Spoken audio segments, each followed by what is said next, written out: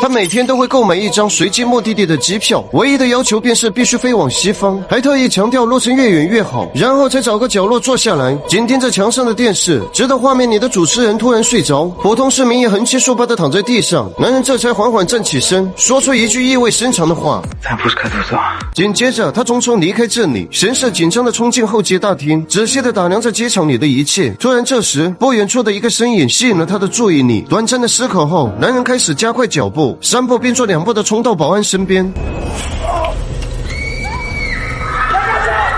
在众人满脸诧异的目光中，男人手持武器，疯了似的朝着登机口狂奔而去。但他并没有伤害任何一个乘客，只是厉声将他们喝退，语气里满是不容置喙的急切。男人的嘶吼声很快就吸引了机舱里的空姐注意，和大多数人一样，强烈的好奇心驱使他前去查看。直到看清男人手中的武器，空姐这才意识到情况不妙。出于对机上乘客的安全考虑，她第一时间想要关闭舱门，可还是被男人先一步用枪口卡住了锁孔。尽管他使出了吃奶的力气，却也没能阻止男人闯入的脚步。看着男人手里的真家伙，机舱里瞬间陷入一片慌乱。机长也注意到了这边的异动，饶是如此，男人依旧没有伤害空姐，只是不断的呵斥他立刻关上舱门。机长刚想要前去查看情况，就被男人用枪死死顶着脑袋赶了回来，并厉声威胁他马上起飞。可机长早已被眼前这突如其来的一幕吓得尿了一地。男人见状，只好赖着性子解释，如果他们不能赶在日出前离开这里，所有人都会死。机长理所当然的把男人当成了精神病。这时外面突然传来了敲门声，机长抓住机会想要趁机夺过武器，可不仅没能成功，手掌还因为枪支走火被打出了一个大窟窿。看到这一幕的男人略显慌乱，但还是没有忘记自己的目的，他们必须尽快离开这里。但如今机长的手掌受伤，根本无法做到一个人驾驶飞机。更重要的是，他其实只是一个副机长，真正的机长还没有登上飞机，这一点是男人也万万没想到的。一时间竟有些手足无措，他只好重新回到机舱，询问乘客里有没有人会驾驶飞机。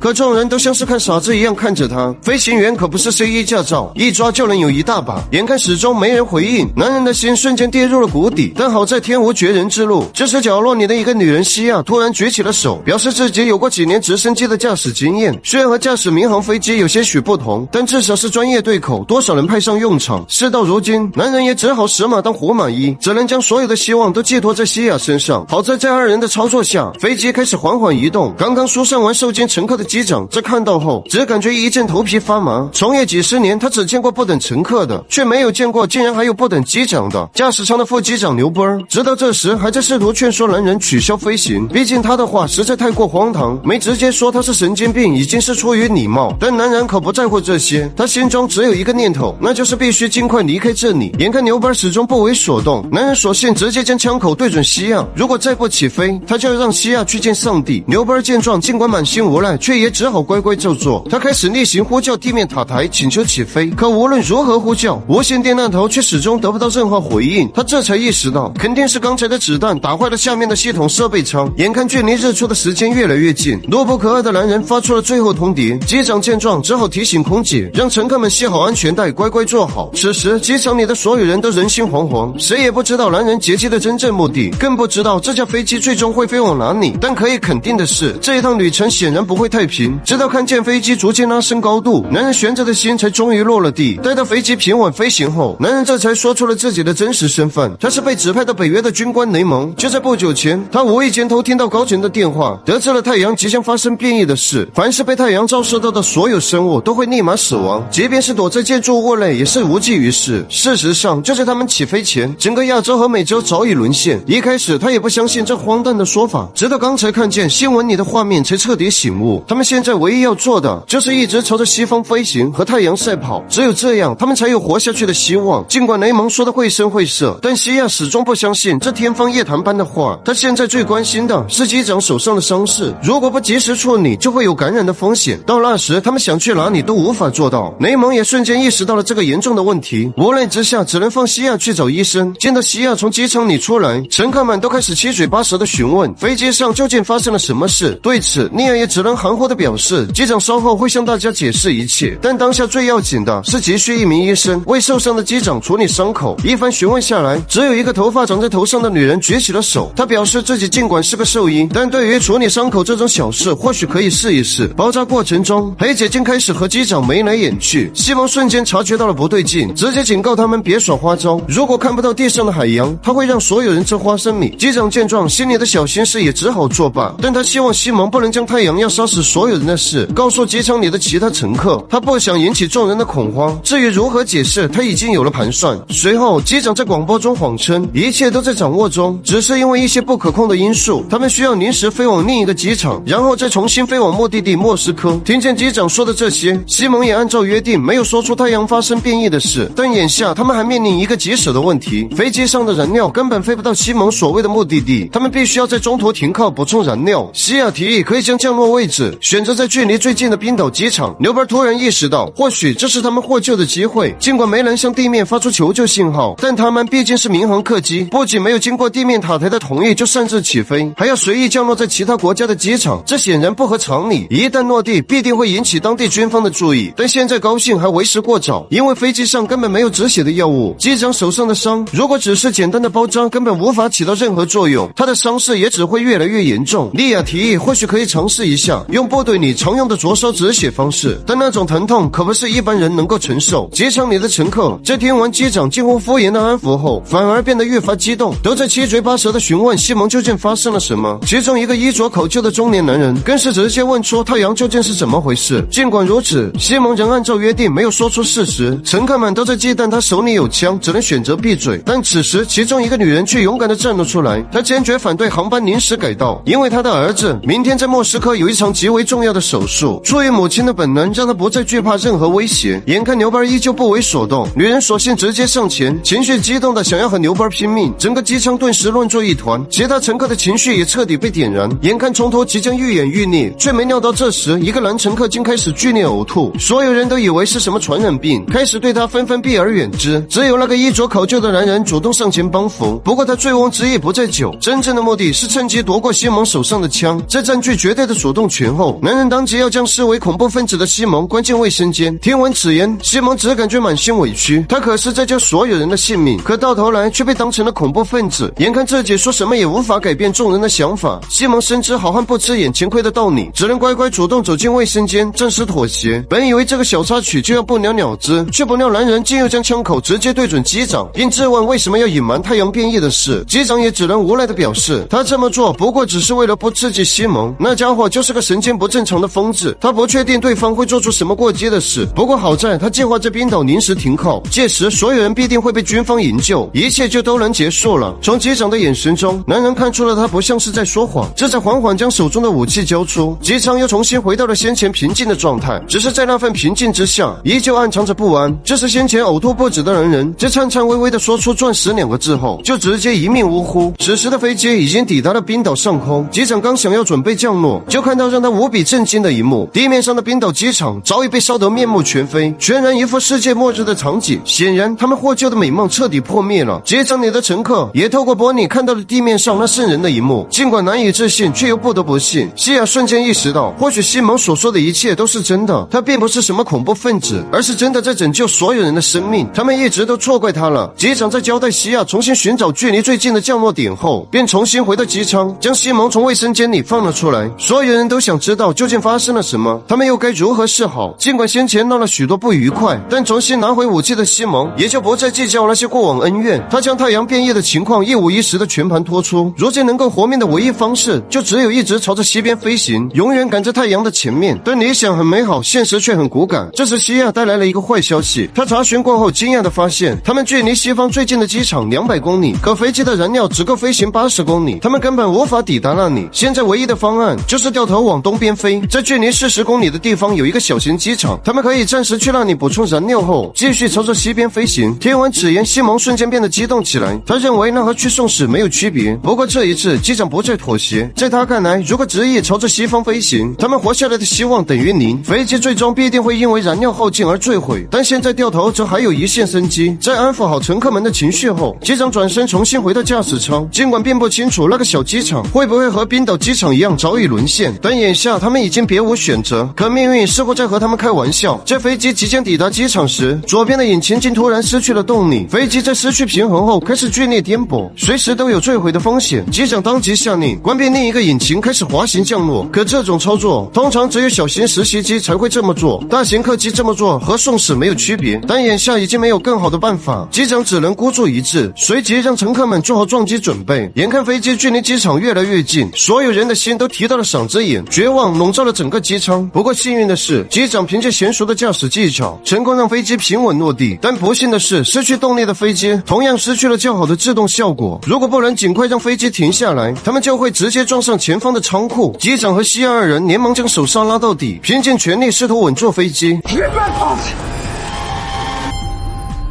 飞机最终有惊无险地停在了距离障碍物3米的地方，所有人都长舒了一口气。最重要的是，这个机场竟完好如初，他们终于看到了活下去的希望。在短暂的情绪平复过后，机长当即将这个好消息告诉机舱内的乘客，死里逃生的众人再也按捺不住心中的激动，当即打开了飞机的应急救生梯，纷纷来到地面上联系家人，但不出意外的话都不会得到任何回复，只能在绝望中祈祷家人平安。机长刚一来到地面，就看到不远处一辆汽车正朝着他们快速驶来，众人顿时神经紧绷，没人知道这些人是来帮忙的还是制造麻烦。但眼下让所有人撤回飞机已然来不及，机长见状只好勇敢地站了出来，挡在了所有人前面。不过当看清车上下来的人后，所有人悬着的心终于落了下来，因为从车上下来的3个男人都身穿迷彩服，机长一眼便认出那正是现役军人才有的军装。他们也知道太阳变异的事，说出来的话也和西蒙如出一辙，强调他们必须要尽快离开这里，并且还主动表明了彼此擅长的专业，直言想要加入他们的逃亡队伍，一起寻找活下去的希望。在听到其中一个士兵精通飞机驾驶后，机长想也没想就同意了这个请求，毕竟眼下他们最缺的就是专业的飞行员。殊不知正是这个决定会给他们带来巨大的麻烦。一旁的机械师再也坐不住，他希望机长能够折返起初的机场，他要去拯救自己的妻子和孩子。但这个将整个航班乘客性命都抛之脑后的提议显然不会得到任何人的赞同，机长更是直接拒绝，保住眼前这些人的性命才是重中之重。机械师见状只能气愤地留下一口老痰后转身离开。眼看距离日出只剩下不到40分钟，众人开始抓紧时间分工在机场各个地方收集一切用得上的物资，为接下来的飞行做准备。可就在所有人都忙得不可开交时，先前那个带孩子去莫斯科看病的母亲却突然拒绝再次登上飞机。她固执地认为所有人都在撒谎，更不愿相信太阳会杀人这件事。无论众人如何耐心劝说，她依旧不为所动。情绪激动的她甚至还给了西亚狠狠一个大逼斗。空姐见状连忙趁机将她的孩子带走，裴姐则给女人强行注射了一剂镇定剂，将她强行抬上了飞机。随着空姐关闭舱门，这架末日航班再次踏上了逃亡之路。不过这一次上天似乎开始眷顾他们，机械师很快就修好了飞机上的网络装置，众人纷纷开始上网查询关于太阳杀人的新闻。可就是这一查，让男人发现了3个军人的秘密，他们竟是3个在逃通缉犯，不仅潜入别人家中抢走了现金，还当着房主的面侮辱了他的妻子。更重要的是，他们还是被关押的战争犯，正是趁着太阳变异才逃出了监狱。2人商量过后，当即决定将3人扔下飞机。于是机长以维修无线电为由，找了个最近的机场降落，并让3名士兵负责前去寻找维修工具。不过当他们走远后，机长便重新驾驶飞机起飞。当3个士兵在听到引擎的声音时，才意识到他们已经被抛弃。当驾驶着汽车追上去时，早已是为时已晚。气急败坏的他们只能疯狂地朝着飞机射击。这时飞机上的老人突然注意到一件可怕的事，窗户上竟被子弹打出了一个小孔，这对处于1万米高空的飞机而言无疑是一个致命隐患。可机长在查看后不仅没有采取任何应对措施，反倒是让他坐在旁边盯着破损处。老头一听当即面露不悦，他只是老并不是傻，一旦舷窗彻底碎裂，自己必定会被第一个吸出飞机。但机长对此却不以为然，头也不回地回到驾驶舱，只因他还要处理一个更棘手的问题。操作台的故障警报此刻正响个不停，就连见多识广的机长也束手无策，只能让西亚翻看应急手册查询对策。可还没等他们找到原因，警报声就瞬间消失。正当他们以为虚惊一场时，警报声却又再度响起，并且这一次比上一次更加急促。凭借多年的经验，刘班立马意识到2段不同的警报同时触发的概率几乎为0。或许这根本不是系统误报，而是有人在故意触发警报。可所有乘客都在客舱里，又有谁会这么做？机长这才猛然想起先前被他们抛弃的3个士兵，现在看来其中一个很有可能在飞机起飞时就顺势爬进了起落架舱。尽管这个猜测太过疯狂，但这是唯一能够解释眼前诡异状况的答案。牛本当即意识到大事不妙，一旦士兵破坏了飞机的电子系统或者液压系统，那整个飞机上的乘客都要完蛋。他当即将这个突发情况告诉了客舱里的乘客，所有人都没有想到飞机上竟然还藏着一个不速之客。牛本计划拉升飞行高度，那样不仅温度会骤然下降，就连氧气含量也会变得极为稀薄，藏在起落舱的士兵必定会承受不住，最终会掉出飞机，届时所有的麻烦就能迎刃而解。可想法虽好，他却忘记了飞机舷窗上的裂缝。随着飞机逐渐拉升高度，机舱里的气压也开始发生变化。就在飞机爬升到1万米的时候，最担心的事情还是发生了，强大的压力超过了裂缝的承受极限，只听见咔嚓一声脆响，强大的气流瞬间从破洞喷涌而入，发出震耳欲聋的呼啸声。机舱里的气压急剧下降，所有的氧气面罩都自动掉落下来，乘客们赶紧争先恐后的戴上，慌乱中尽显绝望。飞机失去平衡后开始剧烈颠簸起来，机长见状只能重新收回起落架，将飞行高度降低至4000米，可颠簸却并没有得到减缓，他只能拼命地操纵着飞机，试图让它恢复平衡。而机舱里的乘客只能死死抓住身边能抓住的一切，生怕被强大的气流吸出去。可这样下去终究不是办法。维修师在短暂的思考后决定铤而走险，他捡起地上先前切割下来的金属板，冒着被吸出去的危险，用尽全力死死抵住舷窗上的破洞，效果立竿见影，飞机瞬间恢复了平衡，机舱里的气压也开始慢慢恢复。显然这场突发情况的发生源自于机长的错误判断，倘若老头没有事先调换座位，恐怕此刻早已是凶多吉少。可还没等机长为此辩解，驾驶舱里竟再次发出刺耳的警报声。显然那个藏在起落舱里的士兵不仅还活着，还严重损坏了飞机的液压系统，如果不尽快解决掉它，后果将不堪设想。不过机长很快又想到了一个应对之策，只要能切开地板，从而进入起落架杀掉士兵，就能化解这场危机。以西蒙为首的3人事不宜迟，当即行动。他们小心翼翼地进入起落架舱上方，用喷枪在地上切割出一个圆形缺口。3人严阵以待，西蒙负责拿枪警戒，随时做好击杀士兵的准备。可当打开缺口后，却发现下面只是黑黢黢一片，难不成是机长的判断失误？正当西蒙放松警惕的瞬间，